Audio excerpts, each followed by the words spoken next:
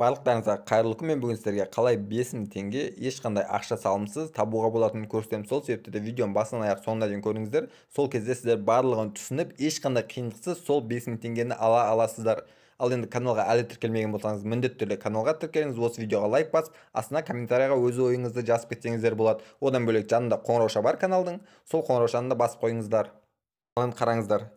Менің телеграм каналымда тұрған ссылканы өткен кезде сіздерге дәл осындай терезе шығады. Бұл жерге регистрация жасау қиын емес, бірақ сонда да бір көрсетіп шығайын, көп адамдар түсінбейді. Мысалы қараңыздар, странаны таңдаңыз деген жерге Қазақстан таңдайсыз, одан кейін подтвердить деген басасыз.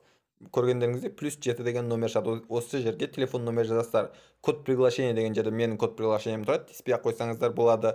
И одан бөлек код приглашения сіздерді ары қарай кіргізбейді. Одан кейін капча деген жерге капча жазасыз, 2992 деген капчаны жазасыз. Одан кейін получить код деп басасыздар, телефон номерлеріңізге код барады. Одан кейін сол кодты осы жерге жазасыз. Одан кейін пароль жазасыз. Одан кейін пароліңізді қайталап жазасыз астына. Одан кейін болды, регистрация жасайсыз, өздеріңіздің жеке кабинеттеріңізге кіргізеді. Ары қарай қазір түсіндіретін боламын. Міне қараңыздар, мен жеке кабинетіме кірдім. Бұл жерде типа осындай нәрсе тұр. Сіз регистрация жасап, учетный запись ашып болғаннан кейін 3 күндік задание орындап $11 ала аласыз деп тұр. Яғни біз 3 күн тегін задание орындағанымыз үшін бізге 3 күнде $11 береді. Күн сайын $3 беріп отырады. Қазір мен сіздерге барлығын көрсететін боламын. Бұл жерден шынымен де ақша төлейді. Маған осы уақытқа дейін 2-3 адам жіберді. Одан кейін мен де өзім тексеріп, одан кейін видео салайын деген оймен 2 күн алдын жаңа аккаунт ашып жасаған болатын, бірақ мен заблокировать етіп тастады. Не үшін екенін де қазір айтып беретін боламын. Қараңыздар, мой деген жерде бізде ең бірінші регистрация жасаған үшін $2 береді. Көргендеріңізде $2 береді. Бұндай жерге ешқашан ақша салудың қажеті жоқ. Себебі кез келген уақытта жабылып қалуы мүмкін, немесе черный списокке тығып сіздерге төлемей қою мүмкін. Мысалы қараңыздар, басқа адамдардың барлығы төлеп жатыр, жақсы дейді, бірақ сізді черный списокке тығып тастайды. Ондай көп болады бұндай сайттарда. Главныйға кіресіздер.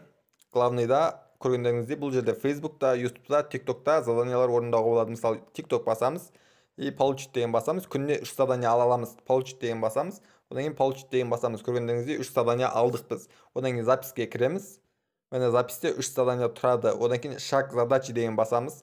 Бұл жерде бізге көргендеріңізде бір задание типа задание полный шықты, и не істеу керек екенін айтып тұр бізге. Міндетті түрде скриншот жіберулеріңіз керек. Мен не үшін заблокировать етіп тастады? Мен себебі скриншотқа просто басқа нәрсені жібере салғам. Осыған ұқсас сайттардың барлығында ол жұмыс істеп жүрген. Что-то осыда, именно осыда мен скриншоттарға басқа нәрселер жіберген себепті деп ойлаймын, заблокировать етіп тастады. Қараңыздар, прыжок басасыздар.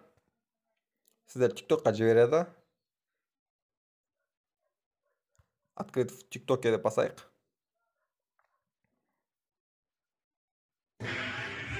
Одан кейін осыған лайк басамыз и каналға подписка жасаймыз. Одан кейін скриншот басамыз. Обратно қайтамыз. Одан кейін осыны басасыздар. Одан кейін просто суретті саламыз. Скрин жасаған суретімізді осы жерге саламыз. Мені көргендеріңізді мен салып қойдым. Барлығы дайын. Мені требованияда типа лайк басып каналға тіркелу керек деп тұр. Одан кейін отправить деген басамыз. Мені көргендеріңізде кетті. Задание біраз уақыт процесте болады. Сразу ақшасы түспейді. Қазір көретін болсақ, мені осы жерде болу керек. Жоқ, бұл жерде емес.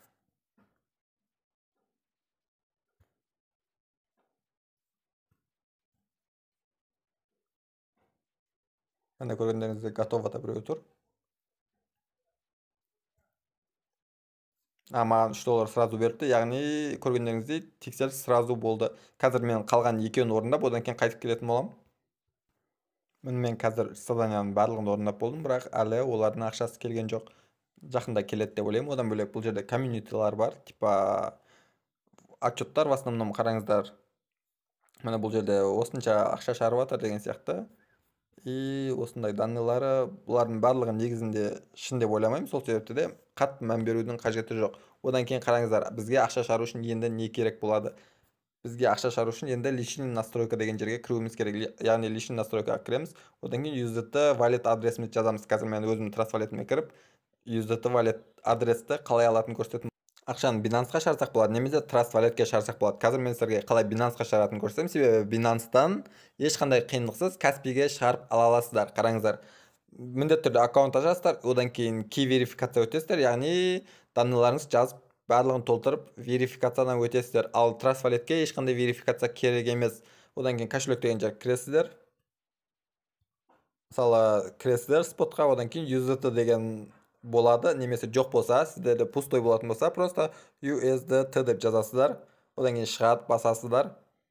Одан кейін вывод деген басасыз. Көргендеріңіздей, одан кейін сет таңдайсыздар. Қараңыздар, TRC20 деген сет таңдайсыз. Міне TRC20 тұр. Одан кейін адресіңізді копировать етіп аласыз. Ешқандай қиындығы жоқ, барып қоясыздар. Ал если сіз Binance-қа емес, Trust Wallet-ке шығарсаңыздар, Trust Wallet-тен бәрібір де Binance-қа шығару керек болады. Себебі Trust Wallet деген ол кошелек, Каспиге ол жерден шығара алмайсыздар. Ал Binance-тан Каспиге ешқандай қиындықсыз шығарып алуға болады. Мен видеоларым көрсеңіздер, оны қалай шығаруға болады, барлығы мен көрсеткен видеолар бар. Немесе сіздер 18-ге толмаған болсаңыздар, Trust Wallet-ке шығарып, Trust Wallet-тен маған жіберсеңіздер, мен сіздерге Каспиден салып жібере аламын. Осы уақытқа дейін қанша балдарға істеп жүр, но кішкене комиссиясы болады. Осы жерге қоясыз. Сейв басасыздар. Қазір өздеріңіз көргендей сохранить етілді деп шықты. Одан кейін менде общий доход $5 деп тұр. Личный настройкаға тағы да кіреміз. Одан кейін қараңыздар, withdraw password setting. Яғни ақша шығаратын кезде керек паспорт, пароль басамыз. И осы жерге пароль жазамыз. И подтвердить етеміз. Қазір мен тестте жазып көрсете салайын. Мен жаздым, подтвердить етеміз. Көргендеріңізде сақталды. Кейін ескі пароліңізді ауыстыратын болсаңыздар, дәл осы жерден қайтып ауыстырып алуларыңызға болады. Все, маған беріпті, мой баланс $5. Ешқандай қиындығы жоқ. Көргендеріңізде 3 күн жұмыс жасайсыздар, 3 күннен кейін $11 шығарып аласыздар. Бірақ одноразовый сайт. Бір ғана рет шығарып аласыз. Ал екінші рет шығару үшін сізге типа VIP сатып алу керек. VIP деген ол, мысалы, қазір түрлері бар. Мысалы, VIP 1 деген ол біз қазір 3 күн ғана жұмыс жасай аламыз. Одан кейін VIP 2 деген 500, не үшін 500 екенін түсінбедім, бірақ 10 күн жұмыс жасай алады. Одан кейін 17 күн дәл солай ары қарай кете береді. Олар қызық емес деп ойлаймын. Бұндай сайттар себебі білесіздер, аптасында біреу шығады. Әр бұндай сайттардың көбісінен типа тегін $10, $5 алуға болады. Менің алдыңғы видеоларым көрсеңіздер болады. Ол жерде осыған ұқсас сайттардан 5-6 рет ақша шығарғанбыз.